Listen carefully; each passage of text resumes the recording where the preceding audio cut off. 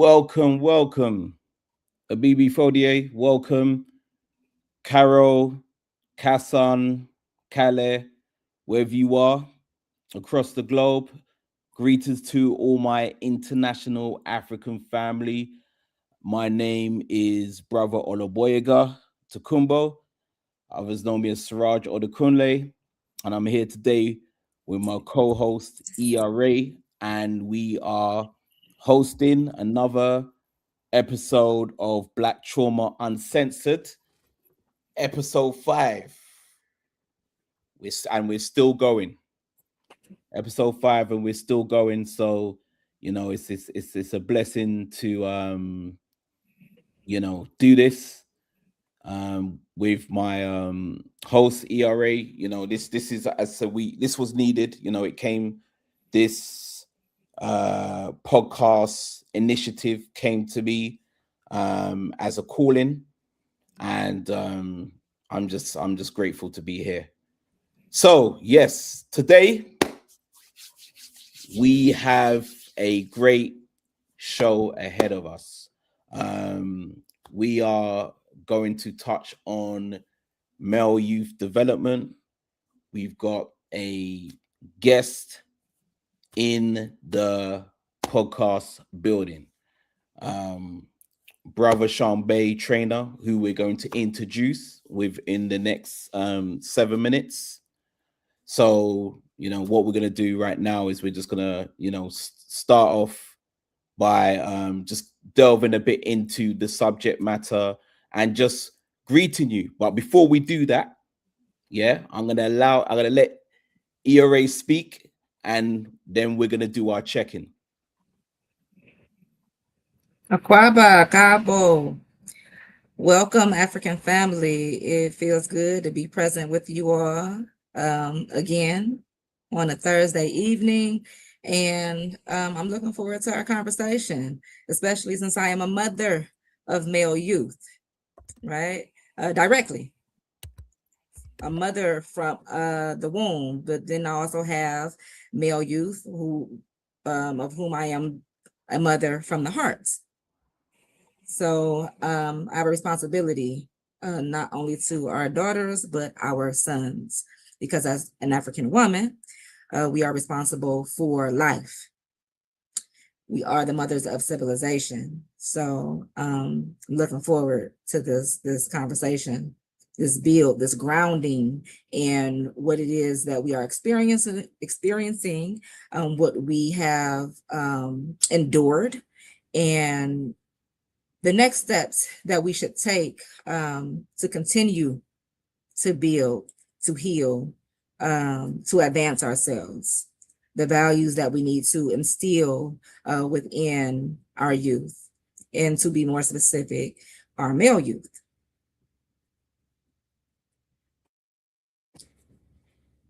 Okay, I appreciate you sharing that. Yeah, it's definitely something we would like to touch on and delve into more, because there are a number of parents out there, who do have concerns, especially with the challenges a lot of our young warriors are experiencing in today's society, especially with the challenges with systemic racism. Obviously, part of my background is I used to work in the public school system. I used to work at a public school system. I started out volunteering in the year of 2012. I did some voluntary work in a school called Harris Academy, and I was working with an interventions team with young black boys who were on the verge of being excluded. This is like this also came as a call in to me, because prior to 2012 we had an incident over here in the UK, which were the London riots. Was it the London riots? I think there was another London. Yeah, so this is another London riots which happened in 2011. And obviously during the time, I remember I was unemployed actually during the time, so I was applying for marketing jobs, but I wasn't getting nowhere. So as soon as these riots took place, I just had to center myself, I had to go within, and I felt, my calling is to give back to our people, give back to our community, and also jump on this public speaking platform and offer my service. So it was definitely an experience. I've learned a lot through working with a number of young Black boys. I worked with quite a few over the time, in different settings. Young Black boys, whether it's young Black boys with ADHD, young Black boys with severe autism, Asperger's, and even those, once again, who were excluded from the public school system. So it was definitely something which I valued, and it also helped me grow, into the man I am today. So I did an internship with the Juvenile Public Defender's Office, and part of that required me to spend time interviewing the youth. And a lot of the youth were young males. And what I noticed that was common within that experience was a lot of them came from dysfunctional households.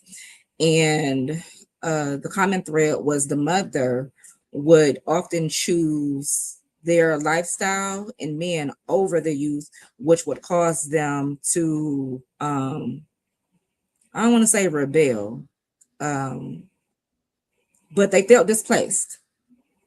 And I'm not a man. I've never been a boy, so I don't know what that would feel like to grow up as a young man. And I think naturally, innately, you all are protectors, and I have sons, so I know from my experience and my sons, like, just naturally they are protective of me. So for that to be impeded by poor decisions of a parent, and then to be reported to a system that is not for us, and be stripped from your home and labeled a delinquent, is that something that you all experience over in the UK as far as your systems are concerned? Do you all are the parents able, because I know you all have the farming system, or it used to be that, I don't know if it's still that, where the young people, not just the boys, but I saw the movie, is it called Farming or Farm? Yeah, the movie's called Farming. And what you're speaking about regarding the exclusion from the school system, but is that also a thing where the household can have the children extracted? Yeah, so I would say, I think that may be so it's they're all interlinked, but obviously it's a bit different, because obviously with the farming situation, that was more to do with parents who decided to place their children with in foster care, Yes, but as far as actually being there and the children in the home, the question is, are the parents able to call and report on the children like they do here? What you mean, social services? Is Social that what services? Yeah, so social service, it's more to do with the child. If the child's is facing challenges or difficulties with the parent, with the social services, it's something where there are a number of children which have made complaints, where social services had to get involved and investigate the matter. Then obviously from there, eventually make the decision whether or not the parent is fit enough to yeah, that's one aspect over here as well. At one point they had something called like 696 kids, where the children could call in my generation, the parent would dare you to call. Nowadays, the children, I don't know what's they. It's a shift in the power dynamic. Like the Absolutely. children, it's almost like the parent. Well, Yeah. I'm not a proponent of third party being involved in our conflict. I think that's an internal issue where we need to develop our own systems and institutions to deal with our internal conflict. We don't have that in place largely. I'm sure there's some of us in different communities who do have people in place where we don't have to call the oppressor to get involved. But yeah, that's a thing over here too. But you were going to say something. You were getting ready to delve into farming because I brought up the movie. There's an aspect of the movie where I think there were riots going on. Is that the London riots that you're talking about? Oh, They had that like must gangs and stuff. Was that something separate? yeah. Okay. Yeah. Can you expound on the part of the movies where the young black boys were getting involved with the gangs? I think he got involved with yeah. So yeah, so with that situation right there, it was a unique situation, and the reason why I say it was a unique situation because you don't normally get in that type of scenario, you don't normally get someone who faced overt racism or someone who was physically challenged, someone who is physically challenged, who then will become part of the National Front gang. Yeah. So normally, normally in other circumstances, a number of brothers would normally try to at least stand up to them, or even run away, but not necessarily run away if they're outnumbered, but they don't normally join a National Front gang. So that was quite unique. It kind of delved into the psychological warfare with what was going on at that time. And there was a lot of identity crisis. It was a bit similar, as I said, very similar to my story, because obviously in the 80s I've had encounters with National Front, and also I've also experienced being attacked by young white boys at the time on a few occasions. But I had to defend myself, and I just dealt with that matter then. Although I still went through the identity crisis, but I didn't have the motivation, or it didn't motivate me to join that situation.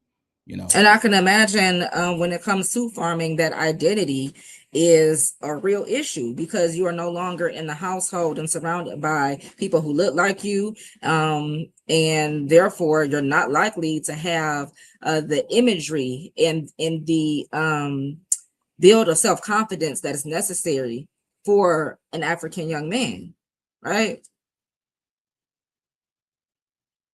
Oh yeah, sorry.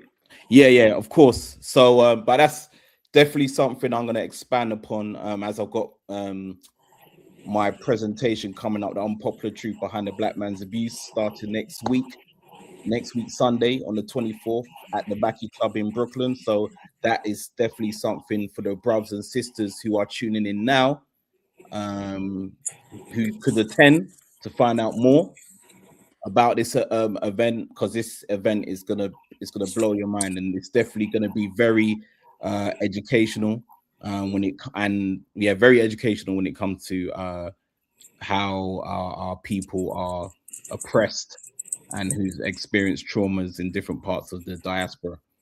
So, with further ado, I see our brother. He's I think let's check in on him. Brother Sean Bay. We're gonna welcome Brother Sean Bay to the stage. Peace to the family at BB Fiodia. Brother Sean Bay, we're gonna put you in. Yeah, it's great to have you here. It's an honor. It's Great a pleasure, to be here. and we're grateful for you giving the time to join us. So I appreciate you, brother. Appreciate both. Yeah. So yeah, tell us give us a summary of what you do as a youth advocate, black youth advocate.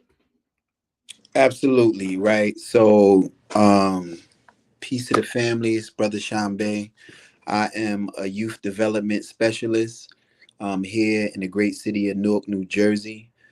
We deal with what they call at-risk youth, high-risk youth, young people who are involved in the juvenile justice system. We work to keep them out of the juvenile justice system. Um, we take young people who may have not done well in traditional education, right? Traditional schools, and we forward them to alternative schools, home schools, secondary education. If they have maybe left high school, we get them into what we call a re-engagement center to re-engage them back into the process of education and information and have them to move on to some type of education that will ultimately land them with gainful employment. And I mean, whether that's college or trade school or something that can give them some type of skills that they definitely need to be able to be successful in their lives. So that's just a small outlook. Hope I answered your question of what I do here with our young people in New Jersey. Indeed. Question: what compelled you to get involved in youth development? So I am the I am I grew up without a dad, right? Without a father. I know my father. I know he's still alive. He's in New York. I'm originally from Brooklyn, New York, but I didn't have a relationship with him, right? So growing up in a household with a single mother, um, me and my mother had a relationship that wasn't the easiest, right, to deal with. As I got a little older, I got involved in negative activity, right. I went to the prison system, and there is when I started to. It might have been before that, and I'm taking you back. This is 2026. I'm taking you back to 1996, right? So I'm taking you back there. I'm 50 years old. So when I was in the prison system, I met so many brothers. I think I was 21. I met so many brothers who were 19, 18, 21, like myself, very young and already involved in the penal system, already, with a criminal record and involved in the prison system. And I had a grandmother who was had been an activist my whole life, right? She's the ancestor now that introduced me to the knowledge of myself, taught me that I was an African, taught me about who I was and my position on the planet Earth as an African. My great grandmother was um, a Garveyite. She was a Black Cross nurse, and my grandmother that I was speaking about was one of the founding members of the UAM, which is the United African Movement, under the leadership of, if you your listeners are in New York, the late great attorney Alton Maddox, our warrior lawyer Alton Maddox. So I was raised in African centered consciousness, right? But I also saw uh we talking about the 90s, we talking about the crack era, right? So I also saw that as well. So, when my grandmother passed away and I was a teenager, I really didn't have that type of guidance to stay on the right African track like I used to have. So I strayed into negativity, right? But that teaching that she taught me was always nestled in my brain and in my spirit, right? So I went the wrong direction. and I ended up in the penitentiary, right? So there is when I met so many brothers that was smart, very smart brothers, brothers who had like, strong intuition, strong education, strong intelligence, but we all ended up in the same place, right? So of course we know that it's a trap to have young black boys and men end up in the juvenile justice and penitentiary system. So we're not gonna go into that in this show, but that happened to me. So ultimately, when I came home, I realized that I could never do that again. So I never went back, because I felt like I knew that I made my grandmother ashamed, right? Because my uncles was hustlers, right? And I remember, but I'm not gonna go into that. But the bottom line is I wanted to redeem and reclaim, my true self. So ultimately, fast forward, I had children, I got married. I ultimately got my record expunged. I went to college and got a couple of degrees. I started a fitness business. I had been into own a fitness facility for 14 years. But doing all of that, I still was always a community activist in this area in Paterson, New Jersey, in Newark, New Jersey, um, just working for free, right? Just helping our people stay on the right track and identify who they were. So what I would say to you is, because in answering your question and giving you a little background on myself, it was like ordained and destined for me to do this because of what happened to me, what I was taught. And I wanted to teach young brothers who they really were, that they weren't like, criminals and N-words and YNs and slimes. Like we were kings, right? We were warriors, and we were scientists and architects and developers and all of those things that we were in our past life and still are now. So I made it my mission to live my life and my purpose in developing our people in particular, and our young boys in specific, on who they really were. So I started this. I have a partner, and I started this youth development center 5 years ago here in Newark, New Jersey. We have full support of our mayor and our city council here. Our mayor is Ras Baraka, who's the son of Amiri Baraka. So he has that revolutionary spirit in him. So this is what we doing here in Newark, New Jersey. To your point of healthy development, and first of all, we appreciate your background.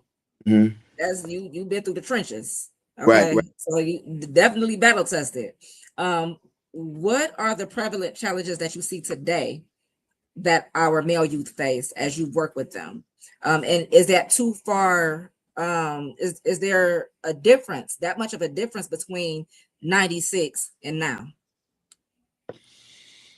Um, I, I believe it's the same and similar challenges, but there is a difference, right? I believe that in '96, the family structure wasn't as broken then as it is now, right? Which adds on to the issues and the problems, right? The family structure was together more at that time. Decency, it was more decency. It was more, even though we were doing negative things, the boundaries were different, right? Now it seems to be no boundaries anymore, right? I believe that our elders, our community was in a better place. So we're talking about the beginning of the crack era, right? At that time, or the middle of the crack era. Now it's the residue, like the aftermath of the war on drugs in the black community, right? So and we've been dealing with it actually. So this is 2026, for like 3 decades, right? So when you've destroyed the family, there's really no one to go to, almost, to that really has that sense of love for themselves themselves. So I believe the music, I think that we had a little more balance in the music at that time. And the music is really, really destructive for these young people. The drill music is really, I mean, you can listen to it, right? In my time, in our time, right? The gods, right? We were gods, right? Now it's demon time, right? So it's showing you going from God to the devil, right? So now they're on demon time. They call themselves slime. The N word is prevalent. And it's just, I just believe our communities have deteriorated in the last 3 decades, more so than it was 30 years ago, which makes it a little harder to reach our young people.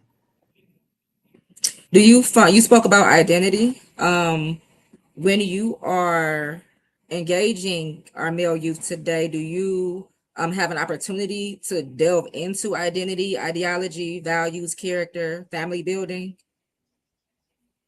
So we have a 6 day, we do 6 day programming with our young people, right? Every day we open every day besides Sunday, right? So we go into self-awareness, self-identity, self-esteem, self-worth, culture. We do wellness and fitness, current events, um, recreation, boxing. I have a therapist on staff here.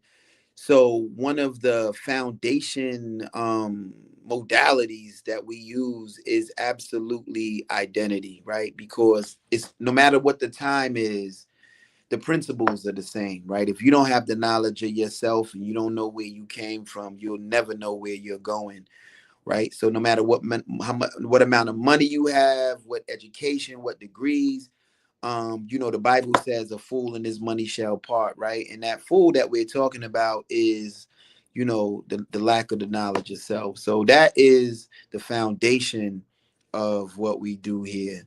Without that, we pretty much have nothing. So when you're talking about identity, there's also the reflection of self. Have you had an impact on how the young men see themselves and how they see themselves and each other? Because I'm wondering about the conflict resolution, conflict management, emotional regulation, properly being able to properly identify emotions and what do you do with them, especially in a moment of conflict. How what does that look like? And that's you're open 6 days, and I'm sure you get youth that come in who have to deal with that on a daily basis or who are dealing with that on a daily basis. And it's not just conflict with us that we have to teach, right? We have internal conflict, right? Like literally ourselves and internal oppression, and then conflict with our reflection. But then we got conflict not just within our own community, right? But with people who you would assume, because they look like us, are part of the same community. And then, of course, our enemies are the oppressors, the Eurasians. I'm talking about from Portugal to Russia to Saudi Arabia to Japan, right? You got to deal with them. How do you have an opportunity to even delve into that, or is it more concentrated on a communal level of a day to day and just getting to the next level? Well, we deal with our young people dealing with self first, right? So simply because um like we said, if you don't know yourself, you pretty much don't know anything. And our young people don't know that they are being like brainwashed into hating themselves. They don't know that. They're 18 years old, 16, 15, 12. They don't know the history of our oppression here in America. They just know what they see, right? They know that my mother's struggling, my dad is not here, or my dad is struggling, my mother's struggling, my family members was killed, we on welfare, or whatever the case may be. And they're listening to the music that they hear. And another thing that I have to put in reality is that in many of our communities, our Black communities, we dealing with a heavy street organization / gang problem, right? So the gang culture is like the prevalent culture, like in most Black communities in America now, right? So these are the things that they're dealing with, right? They're dealing with survival, right? So when we're talking about trauma, when you're in survival mode, that's because of trauma, right? So we have to unpack with young people why they don't know that they're in survival mode, right? Because they was just raised into a situation where they have to take care of themselves, they have to take themselves to school, they have to deal with their friends and families being murdered in the streets. This is what they believe life is. This is like regular to them, right?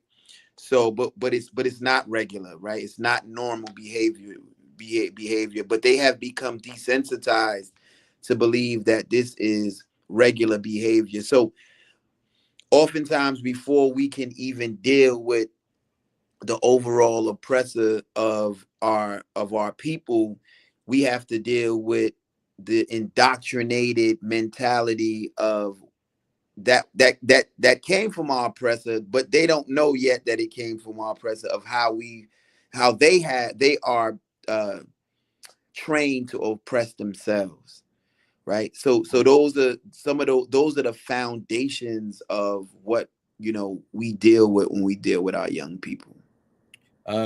If that makes sense to you. Yeah, absolutely. I wanted to ask, what creative input what creativity do you use when it comes to some of your practices, or which you may implement into your framework to kind of lure them in, like to get them engaged? So So what would be an example? explain that a little more. So what would be an example of what how would you get them engaged? Like what creative methods or ideals would you implement into your practice, your framework? Well, I want to say first and foremost that we have right now we have maybe 50 young people in our caseload right now, right? Um, which is a great number. And our program is 100% voluntary, right? So our young people they're looking for help. Like they want better for themselves. It's just the environment that they're in and the circumstances that they're dealing with, right? So first of all, we lead by example, right? So myself, most likely to to these young people, I come across like a dad or an uncle, right? Or a big bro, right? But I'm that way because I carry myself with pride and dignity, right? I'm not trying to look like them. I'm not trying to speak like them, right? I understand their vernacular as much as I can, right? But I try to give them something to look up to, right? Something for them to reach for, right? I do believe that we have to meet our people where they are, but I think we have to meet them there and elevate them to a higher level. Like I don't agree with, coming down to meet somebody in the mud. Like if I'm not in the mud, right? I believe in showing you where you need to be and going beyond where I am, right? So I'm not going to dirty myself up because you in the mud. I'm gonna pull you out the mud, and if I get mud on myself, I'm gonna clean that off and clean you off, right? And we want you to elevate past me. So so I say that to say that we get referrals from different places, from deans and teachers and principals and social workers that work with us, and parents. And I think it's just the energy and the sincerity of the work that we do allows our young people to feel comfortable with us, and our commitment and our consistency, right? One thing our young people are looking for is consistency, because they've been let down by so many people. They've been let down by the educational system. They've been let down by the justice system. They've been let down by their home system, right? So they're looking for someone or some people to make them feel like you care about them. So I don't really use any gimmicks or any tricks. And I'm not saying that you said that, Brother Siraj, you know what I mean? But what I'm saying to you is we're here every day, and they know we're here every day. And once they come into our program, they'll be here with us every day, or as many days as they come. And that alone allows them to know our sincerity and makes them want to work with us. To give you an example, one time I got called into a meeting, and one of the directors, who, we work in partnership. We are what's called a CBO, like a community-based organization, but we work in partnership with the city, right? So one of the city directors said that that she was speaking to one of the young people, and I'm a sense of this, and but they asked them, like, where do you want to go, right? What organization that do you want to go? And they said, well, we want to go with Mr. Sean Bay. And they asked her why, and she said, because we fluck with I said fluck. We fluck with Mr. Sean Bay because he care about ninjas, right? You know what I'm saying? So that was the extent of their vocabulary, right? We F with him because he care about ninjas, right? And they didn't say ninjas, but in the safe zone, you can't, once you get here, you can't say the N word anymore. That's 25 push-ups. But each time you say it. But my point is, in the limited vocabulary of what this brother had, right? His spirit said, we want to go with there, we F with him, because he care about ninjas, you know what I'm saying? So all I can say is our consistency, our dedication, our passion, and the fact that we go all out for our young people is what we use to reel them in. Like, and then word of mouth, right? They talk to each other, and there's a lot of programs in the city. There's a lot of great programs in the city, right?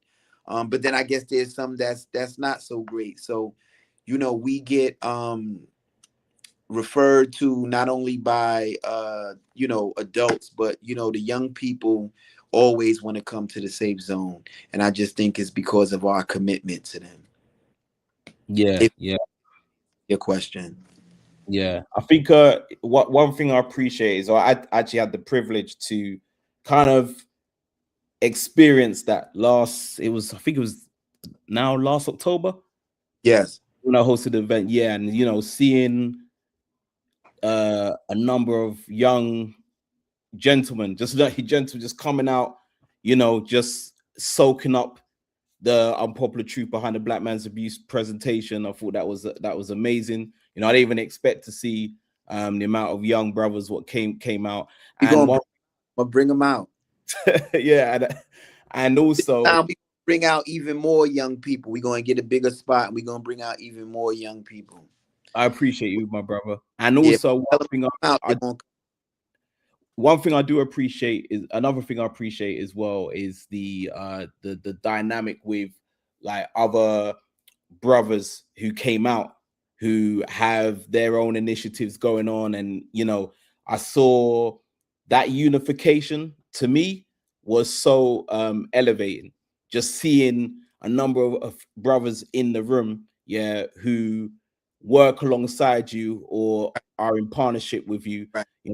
And that experience of strength in numbers is proven. So when there's brothers and sisters what come on social media platforms and complain, saying the Black community ain't doing nothing, no, there are brothers and sisters which are doing something, but you ain't got time to delve right. into that. You're too chasing popularity, right.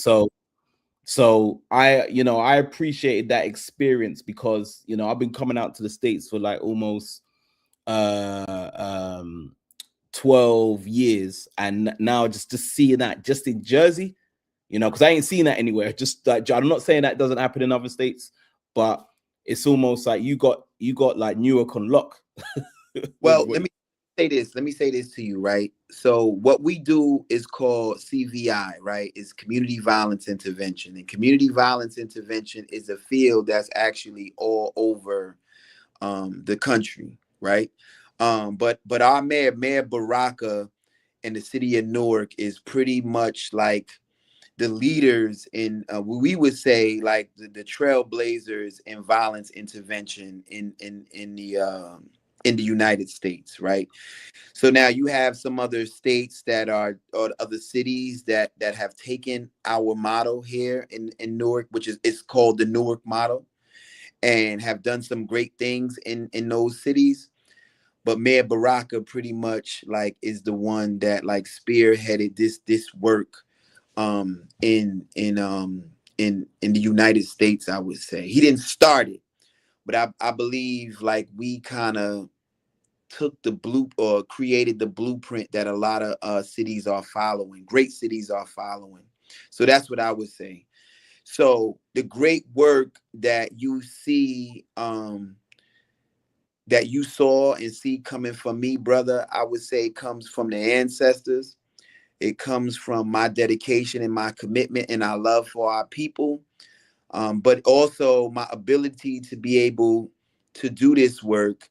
I would have to give a lot of credit to our Mayor Baraka, right? Because I traveled to cities all over the country in regards to this work of CVI, and most cities don't have a mayor that's invested in violence intervention as our mayor. They don't have city government that supports this work like our mayor does. And also we have an ecosystem, right? So speaking to what you're saying, in the city of Newark, we have something called the Office of Violence Prevention and Trauma Recovery, right? And that office works in conjunction with the Brick City Peace Collective, right? And the bricks, Newark, the Newark is called the Brick City, right? So the mayor created this office and he created the Brick City Peace Collective. And the Brick City Peace Collective is like the umbrella organization for the community-based organizations, right? So that's the city-based organization that connects organizations like mine, right? And meant the Hub, New Direction, Push, those just to name a few rare gems organizations in the city of Newark that does the work that we do, right? NCST, Newark Community Street Team, um, Newark Street Academy, Leaders for Life, right? So it's just that the Community Safe Zone, my organization, we specialize in youth development and what's called safe passage, right? And crisis intervention. My partner does, Mr. Kirby does crisis intervention, and we collectively do youth mentoring and safe passage. I'll tell you what safe passage is in a minute. But when you came and I was able to call these other organizations out, it's because of that equal ecosystem. It's because every month in the city of Newark, we have monthly meetings that we just had yesterday with the Brick City Peace Collective. We have Rutgers University. We have University Hospital. So the collective is with institutions, is with universities, and is with bigger organizations and independent, smaller or community-based organizations like myself. So that's why I'm able to call this organization and that organization, because we work in conjunction with each other. And the city of Newark, I'm gonna say this: the city of Newark has had all-time low reduction in crime. We've had the lowest amount of homicides that we've ever had in 62 years. Violent crime is down. Homicides is down. Even auto theft and theft by auto is down. Like if you ever seen New Jersey Drive, Newark was the carjack capital of the world at one time. And all of that stuff is down because of the work that we've been doing in these communities and the vision of our Mayor Baraka. Yes. Yeah. We appreciate you. Okay, okay. Well, you know, we are shortly coming to the end, but you know what? I ain't gonna lie, ERA, we need to get Sean Bay on another on another day, man, because he's Absolutely, because I hear us talking about prevention too.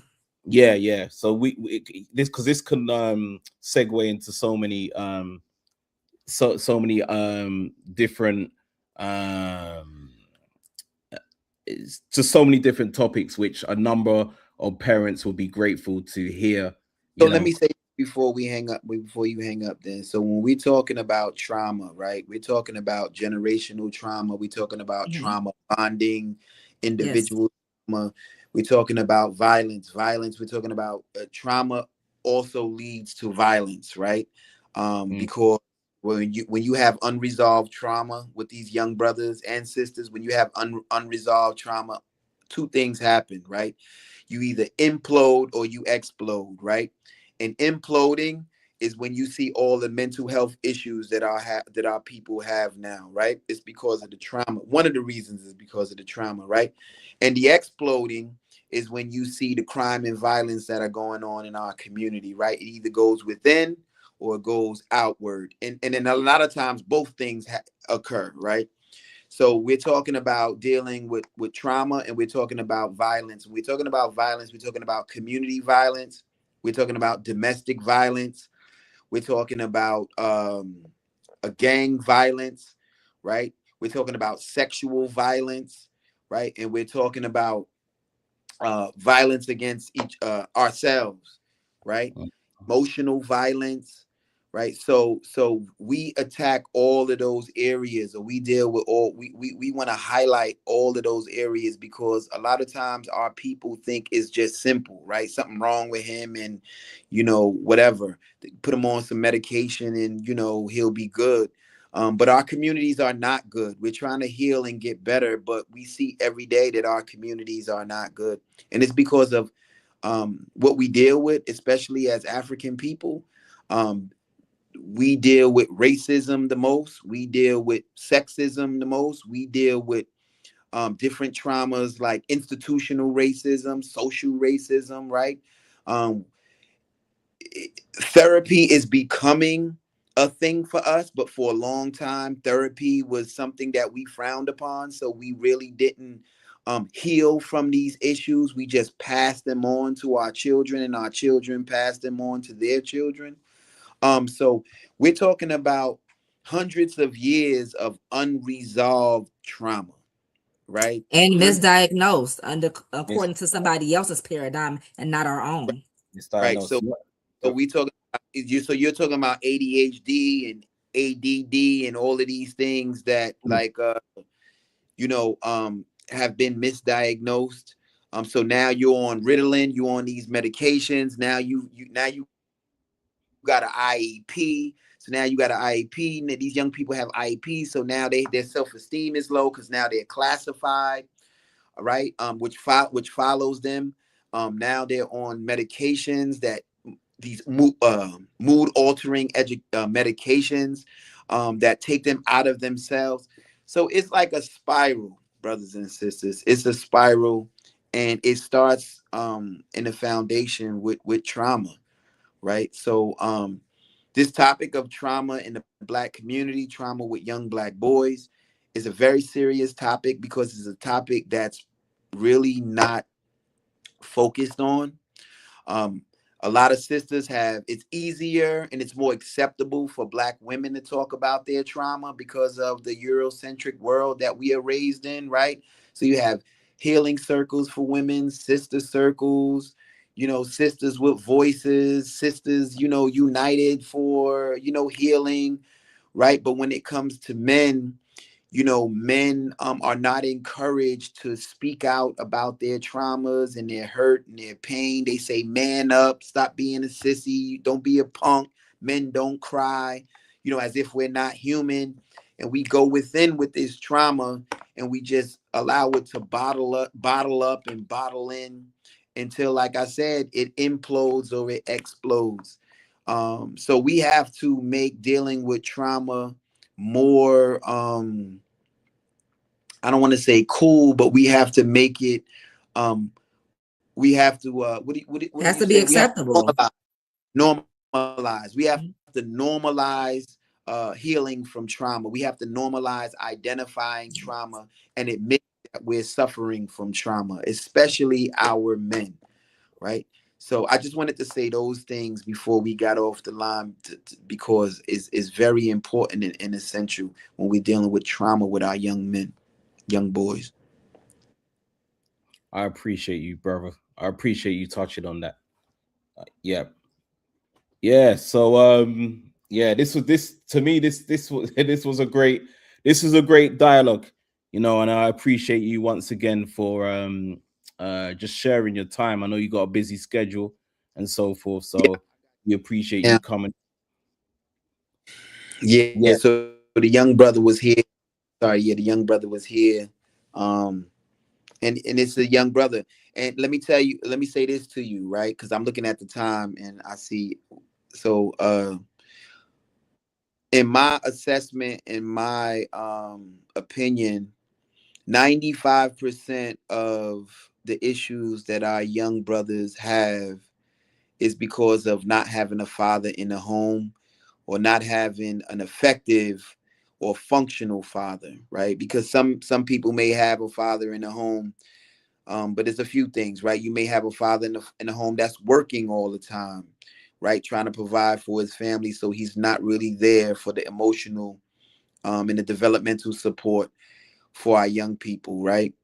And then you may have a father in a home who is not a good role model for our young people. It may be abusive of drugs or alcohol or physically abusive or just not around.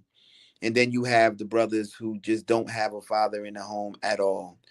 So many of the issues that our young brothers deal with is because of those things, not having a positive male role model in the home.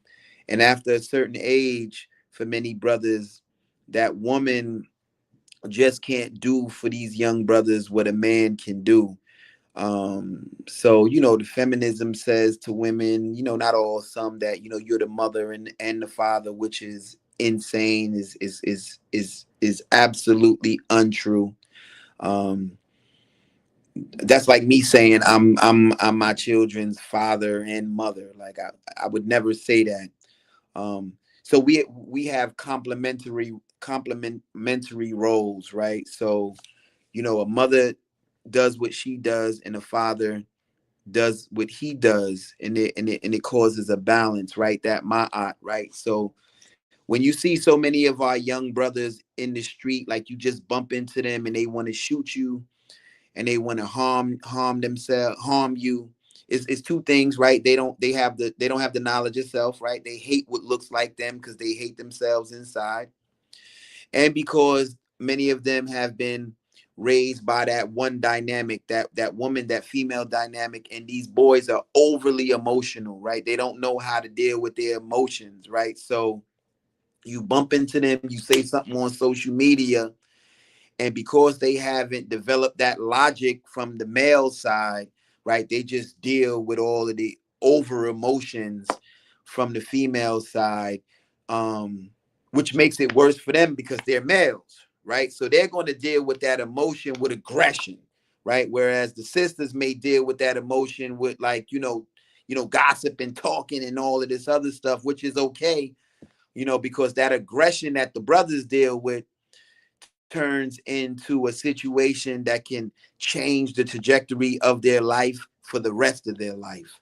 right? So that's the danger of these young brothers being raised without that male role model, that logic role model, or teaching you how to deal with your emotions, because we all deal with emotions because we're human, right?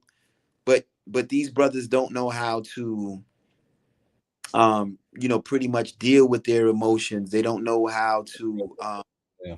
handle their emotions in a constructive and a more effective way. Absolutely. We appreciate you. So, but before you go, Yes. brother, before you go, Yeah. big brother, um, we would like you to share your information. We would like you to share your information on this live. So if anyone, whether it's people came in, dropped by, or other people who may watch this later, and they would like to reach out to you, we would like you to provide that or share that information. You still there, my brother? Yeah, can you see me? You can't see me? Nah, you we can't see you. All right. I'm sorry. Hold on.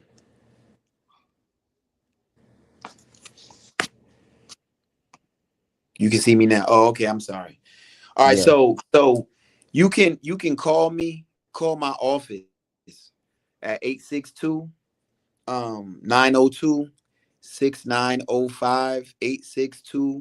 862-902-6905. You can email me at Safe Zone Newark, and I'll give you the Gmail at gmail.com, Safe Zone Newark. I'll get back to you if you have a program in your area, you want to start a youth development program, a safe passage program, a crisis intervention program for young people. Email me, call me. If you're in the area and you want to work and collaborate with us, email me, call me. But for those, I don't know, I'm sure this program reaches, it's on the World Wide Web. So Yeah. Well, we do have something. We also do have something. Sorry to interject, but we do have this Sankofa for Warriors International program, which we are launching as well. With myself, brother Sean Bay, and sister Nasaba. So yeah, that's something which I will be. And we come in once again from across the pond, as they say, right over to Newark, New Jersey, for part 2 of your presentation. Last time was a great success. Like we spoke about, we packed the house, we brought them out. This time we're going to go to a bigger venue, and we're going to have even more people out. And that's, what day is that, brother? I don't even remember. That's May what? Oh yeah. So the event this year, which I'll be hosting in Newark, New Jersey, will be scheduled on the 30th. The 30th of May. I think 30th of May. So that's a Saturday. Right. So if you're in the area, come out to see the brother Siraj. Come out to fellowship and interact with us. But once again, use the email and the phone number, and just reach out to me if you anywhere in the world, and you want to start some type of program to help with the developmental progress of our young people. I'm here for you, and we can make it happen. And next time, the information we're going to use on the banner so people can read that. On the banner, absolutely. Yeah. But once 862-902-6905 and Safe Zone Newark at gmail.com, Safe Zone Newark at gmail.com. Give me a shout and we make it happen. And we located at 500 Springfield Avenue in the great city of Newark, New Jersey. So if you around town, make sure you stop in 500 Springfield Avenue. Is a community safe zone. We appreciate you, bro. We appreciate you, big bro. Yeah. Okay. Well, that is another episode of Black Trauma Uncensored. We will be hosting. Well, we've got our regular shows every Thursday at 6:30 p.m. US Eastern Time. And yep, I think next Thursday we've got a guest as well. We will be discussing female youth development to balance it out. Yeah. Okay. Awesome. Yeah. I'll tune in. Sure. And I will be in New York, just preparing for the first event for the final tour, US tour for the Unpopular Truth Behind the Black Man's Abuse at the Mackey Club in Brooklyn. Well, we appreciate love everyone for tuning in, African family. We want to say Abibi Tumi, Black Power, Abibi Fahodie, African Liberation and Sovereignty, Uhuru Sasa, Freedom Now. Race first, BB48. Race first.